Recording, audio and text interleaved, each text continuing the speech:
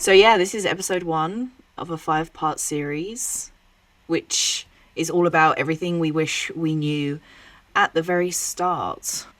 Which is a This lot. There's a lot we wish we knew. We will try and condense this. But this particular episode is all geared around why healing isn't linear and why setbacks are all part of the process. So, failure is feedback more than failure is failure. Yeah, that is profound. Failure is feedback more than failure is failure. That took me so long to learn. I grew up as a kid who just kind of was naturally good at things, and I feared failure so hard. If Oh, I God, yes, you're telling me. Good Lord. I think there's something here. Like, if we think about those perfectionist vibes and people who end up with autoimmune disorders, someone should do a study on that, I believe. I I think agree. there's a I think there's a connection. Yeah. Maybe we can get some funding to start a study. But I think that part of the biggest thing that my healing journey has taught me was to be okay with failure, to learn how to use failure as feedback and keep moving forward. I think that is huge. And I think that there's so much of this on our healing journey when we want to correct a problem, when there's a dysfunction in our body, or we've been diagnosed with an illness, or maybe we don't have a diagnosis, we just have symptoms. There's this understanding that there's this dysfunction in our body, and we want to fix it somehow in the easiest, fastest way humanly possible. It can be so easy to create that expectation. We were talking about this a little bit before the episode here about not only this expectation that we are going to progress in this very clear, linear way, steadily get a little bit better every day, but we can also put that expectation of a time frame on our healing as if we do everything right, we should be healed by this date. And Yeah. it's just not true. No, and that adds a considerable amount of pressure as well onto someone who doesn't need any extra pressure if they're in a dysfunctional state.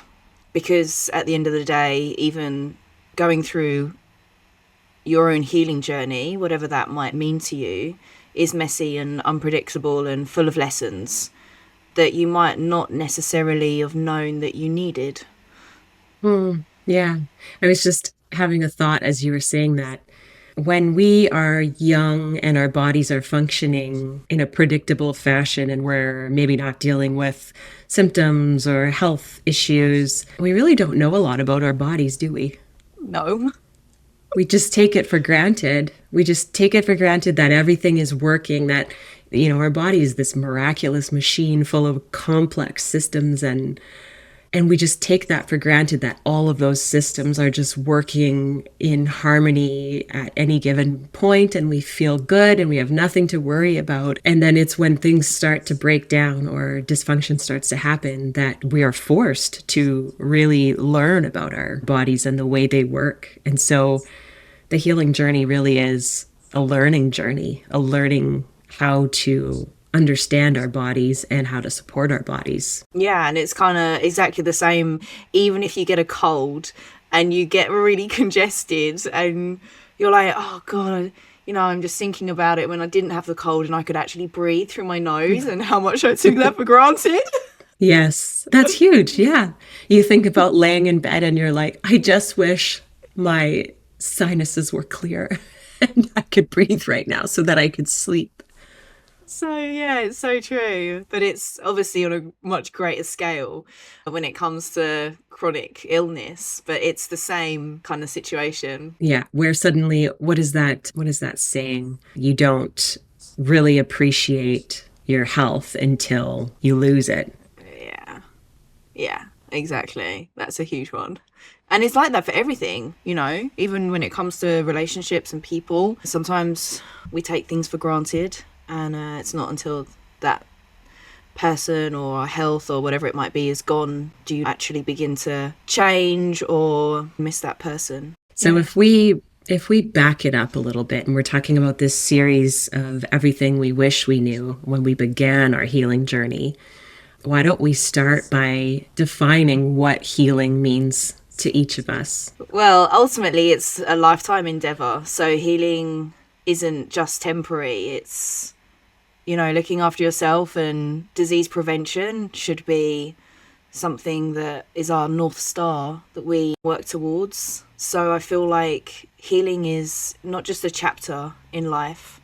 For me, healing means, that we're putting ourselves first, and we're on this journey of being just like 1% better every single day, no matter how small that is, and transforming our body, our mind, always growing, not just when we're sick or when we're poorly or when we're not feeling great. We should be working on this every single day. Yeah, and recognizing that this healing journey isn't just a means to an end. It's not, like we said, just returning to factory settings. So there is no reset button. If you've been diagnosed with a chronic illness and you think, well, I want to reverse this, I want to heal, I want to cure myself, I want to undo this condition, that is very rarely the case. And I don't say that to sound cynical. It's not a message of healing isn't possible. It's healing might look different than what you think or expect it to look like. And it's not something that, okay, if I just eat perfectly and I take all the supplements and I manage my stress and I sleep enough and I do all the right things for this period of time, then I'll be able to heal myself. And then I'll be able to go on living life normally the way I did before. I think that when we come through these journeys, we come out different on the other side. We come out profoundly changed because this experience not only teaches us about ourselves, about our bodies, about our failures, it kind of transforms us at the same time. So we're not the same person who went in at the beginning when we come out the other side. Well, yeah, and the feeling as well, the feeling that they experience after that's over compared to how they felt before they started.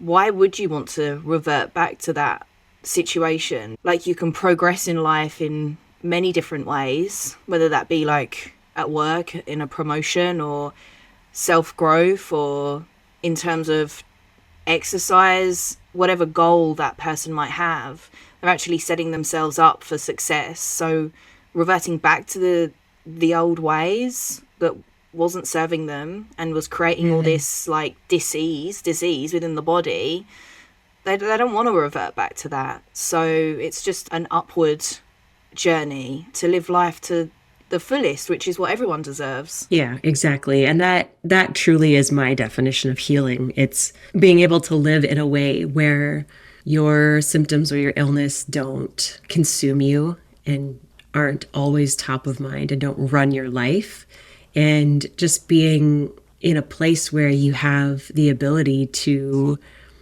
experience life through joy and really just enjoy and be present with where you're at. I'd say that's my definition of healing. I remember when I was getting ready for my first bodybuilding competition and I was having a emotional breakdown. Because of the lack of carbs. Yeah. Yes. And I was speaking to my coach, John, and I always remember this moment. I was sitting at the entrance to the gym crying, and he was saying, Katie, your Crohn's disease doesn't define you. Why are you letting it define you? Because I was going through a pretty rough time with my Crohn's at this point too. And that statement just hit me because I was allowing it to control me and consume me. And all of that energy that I was pumping into these thoughts in my head and all the cognitive energy that it was using up, I was actually not putting that energy into my body. And yeah, it was just such a profound moment for me. And it was like more or less the turning point for drawing myself out of a little bit of victim mentality and really like taking control of my health and where I wanted it to go. Yeah, and recognizing that you have some control, that you aren't just a victim or powerless. Because we really do, at least I know in my experience, I received my diagnosis and I kind of put it on like a cape or a cloak. You know, it became like what I wore, it became a part of my identity for a while. And there's just layers and layers to unpack with that. You know, if I'm being 100% honest with myself, I look back and I think of those hard days where I was struggling with pain, inflammation, digestive symptoms, and it was almost like at times I used that diagnosis as an excuse to not achieve or not fully participate in life. It was like, well, I can't do those things because I have an illness. And I think that that's probably a normal stage that we all go through. Yeah, for sure. And the words that we tell ourselves are they have such power. And from a psychological perspective, how we speak to ourselves, it really impacts how we feel and how we behave. So it's always like thought, belief, and action, and learning how to speak to ourselves in a compassionate way and a positive way, and not being controlled by these negative thoughts, anxious thoughts, what could happen, because we're believing this narrative that we've conjured up because of how we feel, is so important when turning things around and starting to like come out the other side. Yeah. Because why setbacks feel so personal too, and this kind of reverts back to what you were saying at the beginning of not being able to cope with failure emotionally, and knowing that any healing journey is an emotional roller coaster, and normalizing that so that setbacks don't feel like failure, because they actually aren't. It's just lessons learned, and that feeding into expectation versus reality, and why we think progress should be linear when it's not, and that's okay, you know? Yeah. Every setback is a opportunity to learn something and make a different choice. And if I think back to earlier on in my journey and how I would respond when I would start to go into a flare up. So anybody who's on a chronic illness journey knows what a flare up feels like, where you're kind of just cruising along in your life and all of a sudden the symptoms start to hit you. And I remember how I used to react to that with so much fear, anxiety, and worry, and start thinking thoughts like, oh my God, how am I going to handle this? I have so much going on in my life right now. I'm so busy. I don't have time for this. Everything from those type of thoughts to those perfectionistic type thoughts where, like, what have I done? What did I eat? Did I not sleep enough? Was I not managing my stress? I knew I shouldn't have went on that trip. I knew I shouldn't have, taken on that responsibility. I knew I shouldn't have said yes when I wanted to say no, and almost beating yourself up about not being perfect. And at some point, I don't know when it was, but at some point on my journey, I started to recognize that my body would just get 100% worse as soon as my mind would start reacting in that way. And that stress that was being pulled out of me through my thoughts was just manifesting in my body tenfold. And I finally made that connection and started to do things differently and practice a bit of a pause when I would experience symptoms, and like, okay. And, like you said, the self-talk, okay, this isn't the end of the world. You're going to get through this. That makes such a huge difference.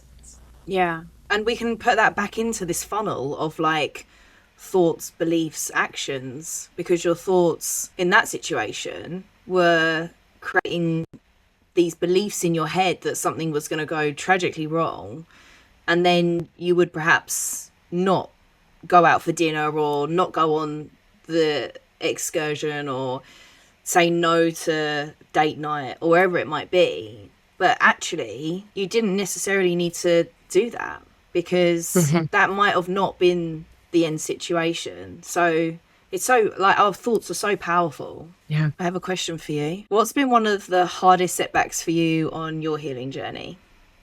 Well, I think that we spoke about it a little bit in episode 1 when we were both speaking about transitioning from being on medication, on several different medications, to making that decision to take ourselves off our medications and really trust our body and our ability to heal. That was a really hard thing to overcome, that fear, really switching my thought process to I'm going to learn how to support my body because I believe it can heal if I support it properly, was probably one of the biggest hurdles that I've had to overcome. When I took myself off my medication, I knew I had the tools through, like, education and 11 years of study and trial and error and everything. And I knew I was going to go through a period of maybe things getting slightly worse before they got better. And I had to mentally prepare myself for that, on a psychological front. Did you go through the same thing? Yes.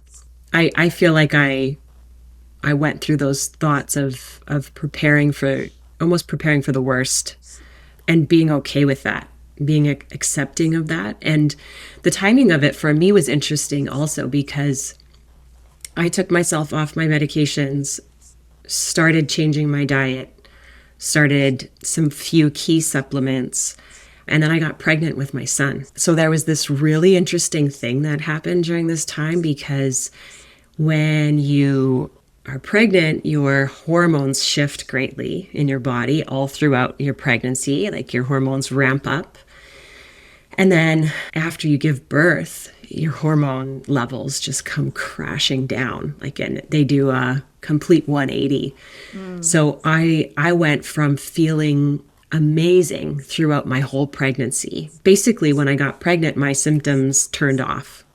And I was like, So many people say this. So many people say this. Yeah. I was like, oh, this is beautiful. I feel amazing. I could eat almost anything I wanted, and I just felt wonderful. And then after my son was born, I had tried to mentally prepare myself for that switch, that stress on my body of childbirth and that change in my hormones. But then you pair that with not getting enough sleep in the first few weeks of postpartum, and, you know, the stress of having another child and all of that. And that sent me into a flare-up.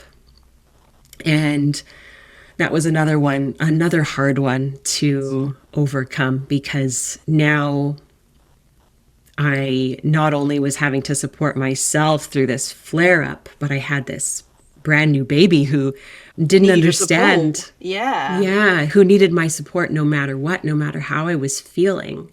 So once again, my brain went back to that, those expectations of healing and that timeline of healing. Like, I need to get myself out of this as soon as possible. But at that time, I also didn't have the depth of knowledge that I have now on supporting my body, especially nutritionally. And I was breastfeeding. So my nutritional demands went up, but I was also in a flare-up and was not, absorbing my nutrients, which left me feeling depleted. And anyone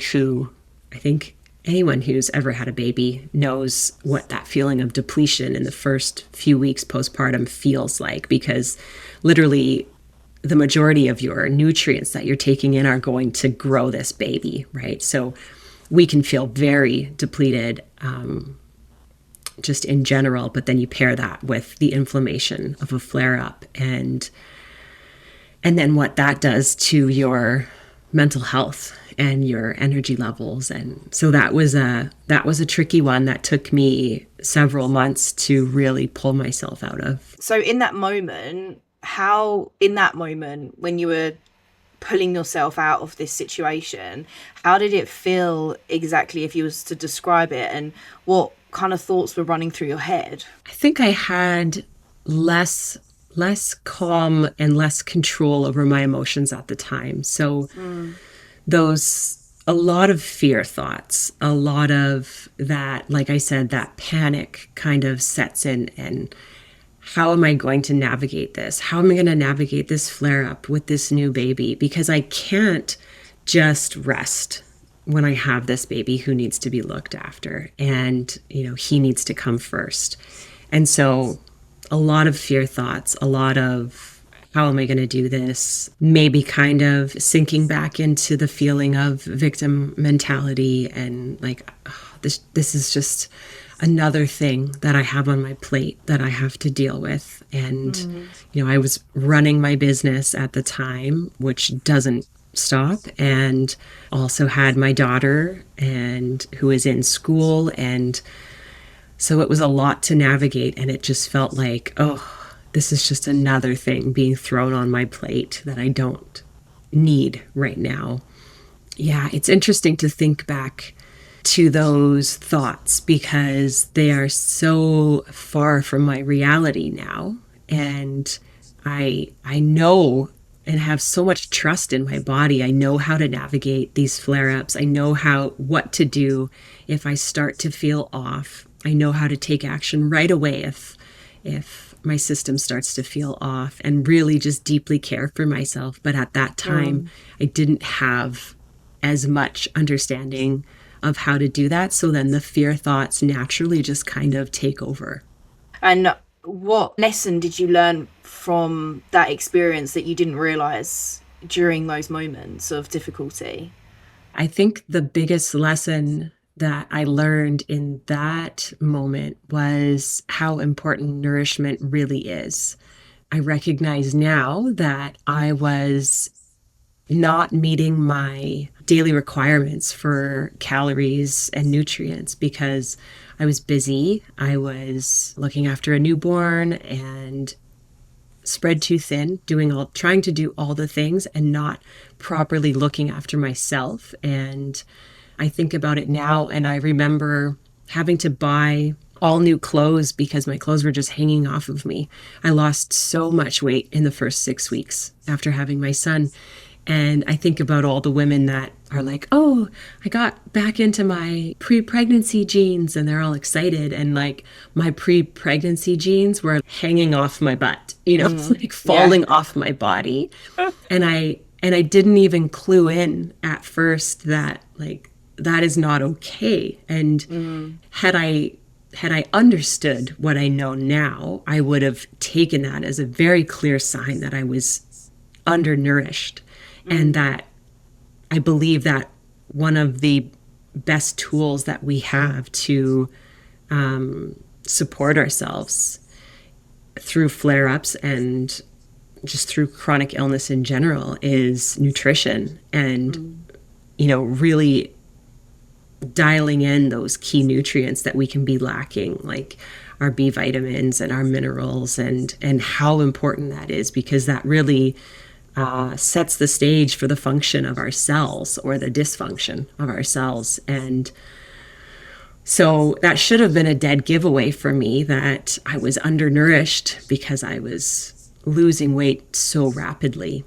And I think a common mistake in navigating these types of illnesses is we try to remove so many things from our diet. We try to eliminate all these triggers, but we're not putting a lot of or enough emphasis on, are we getting the nutrition we need? And especially when we have inflammation of our digestive system, which is affecting our ability to absorb nutrients, it's not necessarily what we're putting into the tank, it's what our body is able to absorb and utilize. And clearly at that point, my body wasn't absorbing or utilizing much of anything. So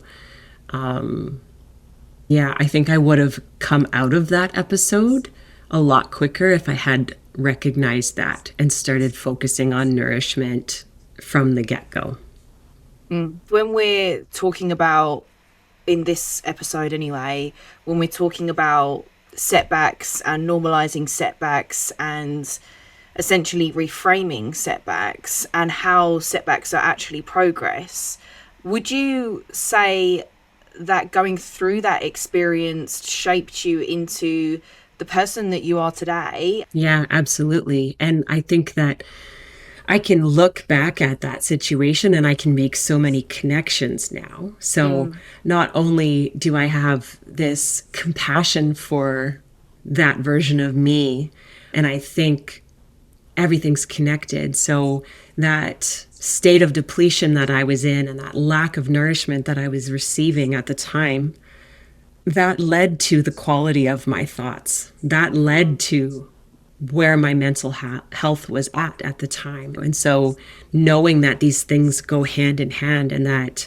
if you are struggling with these physical symptoms and lack of nourishment and inflammation and poor absorption of nutrients, that your mental health is going to be affected. And it just kind of creates this negative feedback loop that can be really difficult to get out of. So I value that experience because I can see those connections now, and not just from a research perspective, but from a lived experience. And I think that's why I love working with the people that I work with in a coaching capacity, because they're in a similar place and I can relate to them so deeply.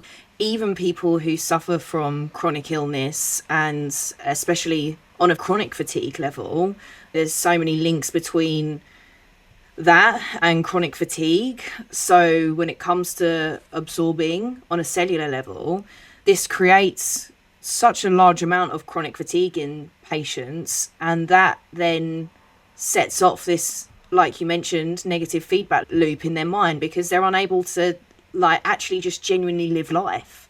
And they can't play with their kids, and they can't go out to the shop, and they can barely do day-to-day things that they would have been able to do X amount of years ago. So it's definitely a really profound problem that so many people are suffering from, not just postpartum, but just generally with their health when it comes to feeling tired all the time. And it's something that we're taught is just normal, or we accept it. We don't make those connections until we get to a place where we're forced to look at that. And as I said before, I feel like that's a gift that my illness has given me, is that awareness of my body, that awareness of how these systems work, and how we can really support ourselves so that we truly feel our best, not just physically, but mentally, so that we don't end up in these endless loops. Yes, absolutely. And in terms of that situation that you went through, knowing that setbacks isn't a case of starting over, but an opportunity to learn and to recalibrate. So probably when you was in the depths of it, you literally just had the complete opposite mindset. But transforming people's minds to take a different stance on this and look at it as a growth opportunity will completely change your entire vision on where you're at right now and where you could be, depending on what protocol and intervention you did next. Yeah, and I think that's why it's so important to choose to work with practitioners who not only are compassionate to your situation and get it, but also that kind of challenge you to look at things in a different way. Like you talk about your conversation with John in that moment, and him really shaking up the way that you were looking at yourself and the way that you were viewing your illness. Like, we need those people in our lives who are going to do that, who are going to question our belief systems and say, Absolutely. is this really serving you right now in your life? Yeah, and have those challenging conversations, because the science behind healing fluctuations stems from the fact that symptoms can return even when you're doing everything right. And that's where the mindset strength needs to really step in.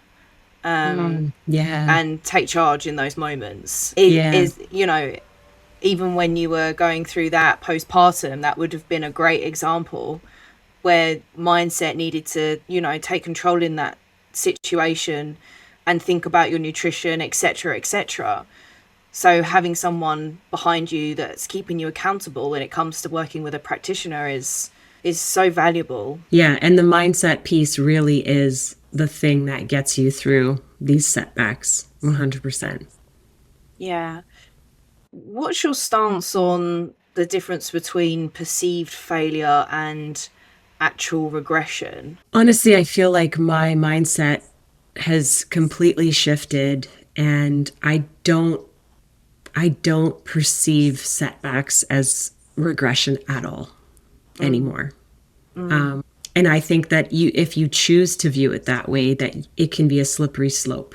It can be easy to ride that wave, kind of like we said, that negative feedback loop that's created. If you're allowing those thoughts, if you're experiencing a flare up, if you're in a setback and you're allowing those thoughts to run away and say, this is what's going to happen next. You're going to have the surgery, and you're going to have to go back on these medications, and you let those thoughts run wild.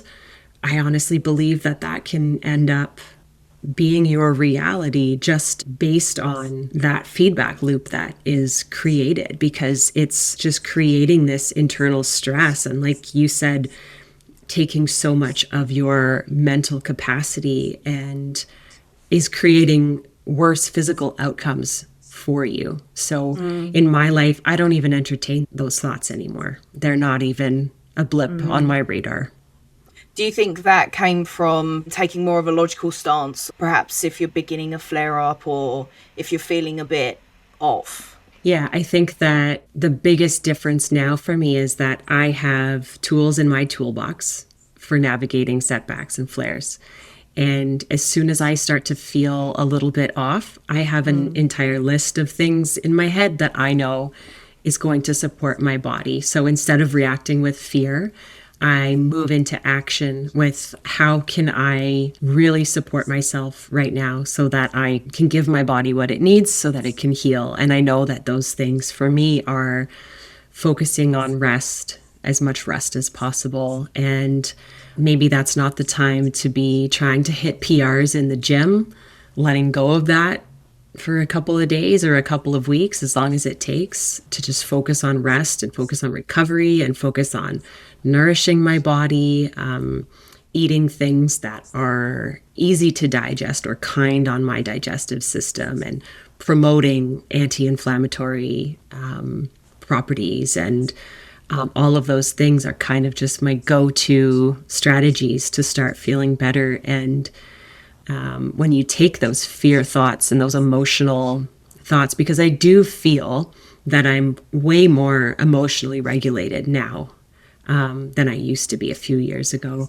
And I think that it's a direct correlation between things running more smoothly in my body, in my physical body, that then help the quality of my thoughts and support my mental health, because it goes both ways.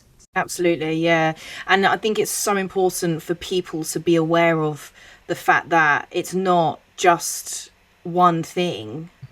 You need to be taking a multifaceted approach to this when it comes to flare-ups and not feeling great in yourself, because just focusing on one thing is not going to give the impact that your body needs to provide the space that it needs to heal. And this is why I work on 4 pillars within my coaching program, which is nutrition and then supplements layered on top of that, because we can't just rely on supplements. Like, so many people think, oh, I'm taking XYZ supplement, nothing's changing. These are just an extension of what you should be doing nutritionally. And well, like you said, movement, tuning into your body and realizing what it needs in that time, and not causing excessive amounts of inflammation through training. Super important when we're trying to actually reduce inflammation levels. We don't want muscle hypertrophy at that time. And then it all comes down to mindset and behavior change, because this is what's running constantly, like turning the clogs. That's your number one, and then everything else will feed in. But it needs to be viewed as a multifaceted perspective, because you can't just rely on one thing and expect a profound change. And unfortunately, you know, the human body is so complex, it just doesn't work like that. Yeah, and I also like to think of it, the approach that I take with dealing with setbacks or dealing with flare-ups is very similar to the approach that I take when I get a cold or when my kids get a cold. So if you are one of those people who is super busy and has a busy work schedule and you start to experience cold symptoms, you kind of have two options. You can dial things back in your schedule, focus on rest, focus on nourishing your body, giving it what it needs, taking the time to heal early on so that this doesn't turn into something bigger and more severe. Or you can be that person who says, I don't have time for this right now. I've got this project due at work, and just starts popping cold meds to dampen the symptoms, to suppress the symptoms, and just keep plowing forward, which quite often results in longer healing times because we're not actually honoring our body, listening to our body, and giving it what it needs to heal early on. So I use that same approach with dealing with flare-ups. I could kind of disassociate and say, this isn't happening to me, and just keep pushing through, or I could listen early on to my body and give it what it needs so that healing happens faster and it doesn't turn into this big prolonged battle for months. And I think there's like a beautiful like spiritual element to that, because I know me and you are so aligned with spirituality coming into this, but I think tuning into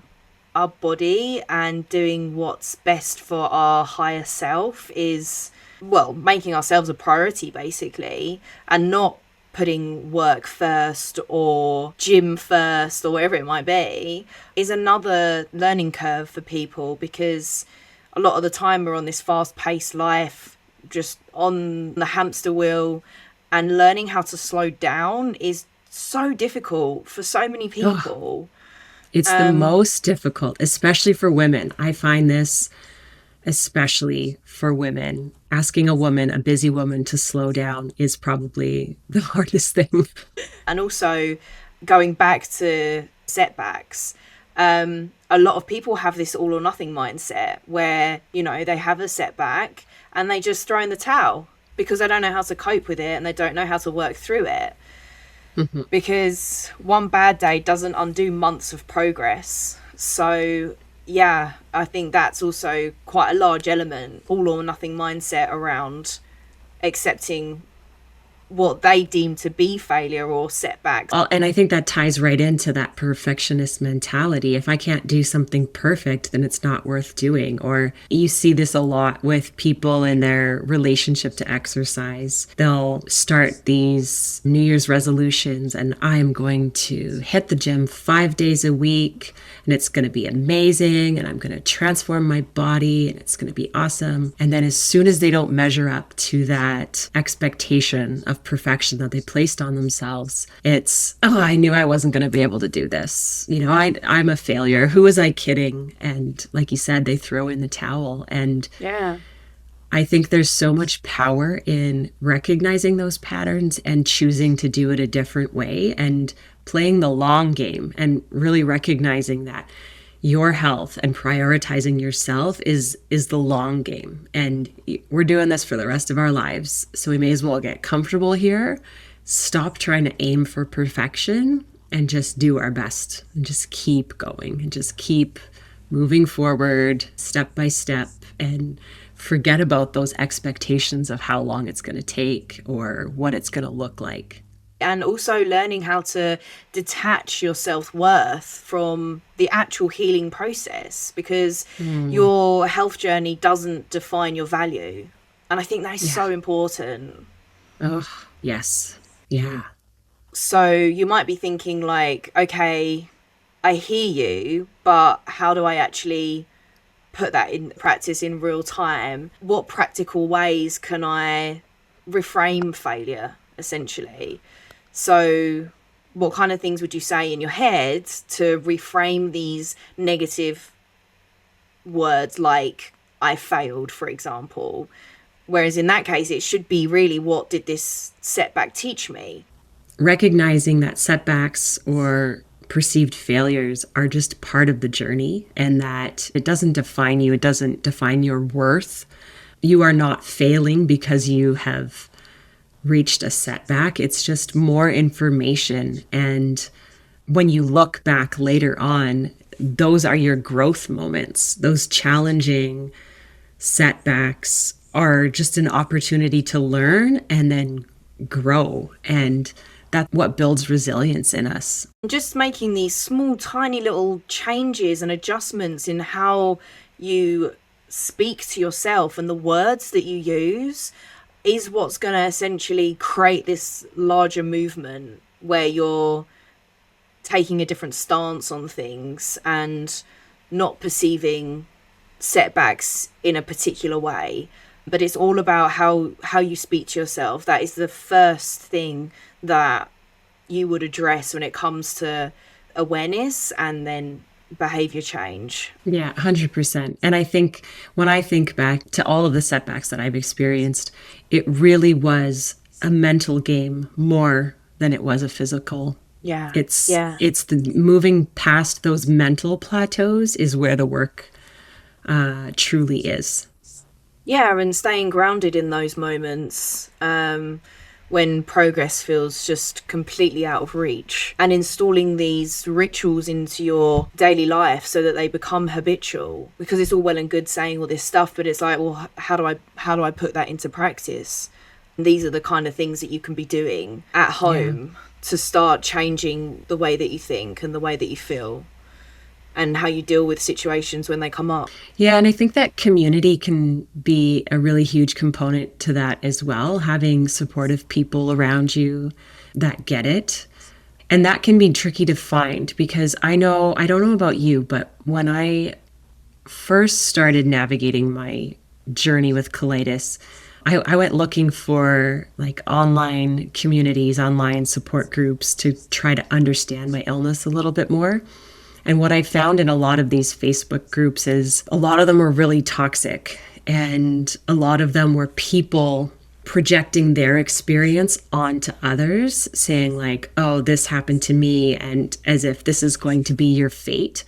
So I would say be very careful with those types of communities and really just gravitate toward the people who are encouraging and supportive and compassionate and building you up and telling you like you're going to get through this versus the ones that are doom and gloom and fear mongering. Oh, absolutely.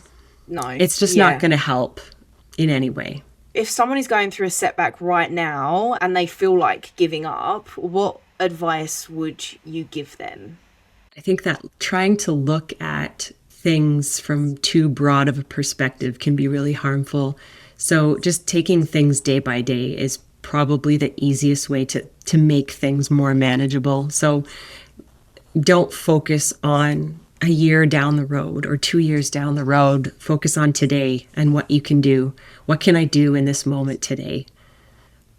And then if you have someone that you can reach out to for support, definitely reach out, because things get less heavy when you share them with somebody else. If you're the only one who is drowning in your thoughts and trying to navigate this yourself, life can just feel very lonely and isolating. But as soon as you ask someone to join you in that, it all of a sudden just feels a little bit lighter.